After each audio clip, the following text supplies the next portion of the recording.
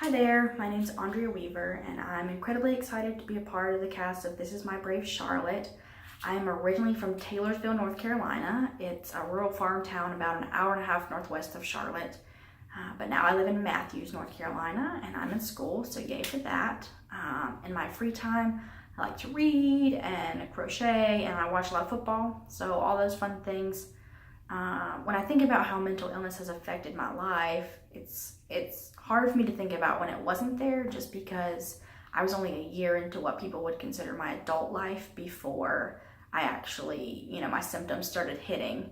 So I was 19, I'm a sophomore in college, trying to figure out how to live on my own, trying to figure out who I want to be, what I want to do, and that's kind of when my depressive symptoms kicked in. And then after that, it still took another, I think, 4 years before they could figure out, that it was bipolar disorder and not regular depression. So it took a lot of trying things out and testing, and then some more symptoms coming out before they could figure out what was actually the correct diagnosis and begin treating me for that.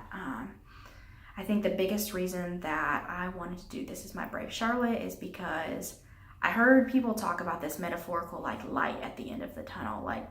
In my dark days, they would say, there's a light there, it's still there, and if you keep moving, you'll find it. And often it sounded to me like I was supposed to settle for just not being miserable. I was supposed to be okay with, functioning and just being able to live, I guess, what people would consider normally.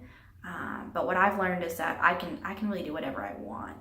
I hit that light and I've gone farther.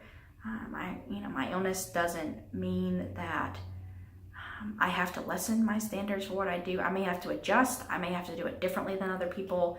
It may take me a different time span than other people, but I really can make my life into what I want it to. And I want people to understand that there's life at the end of the tunnel too. So I can't wait to see you guys there.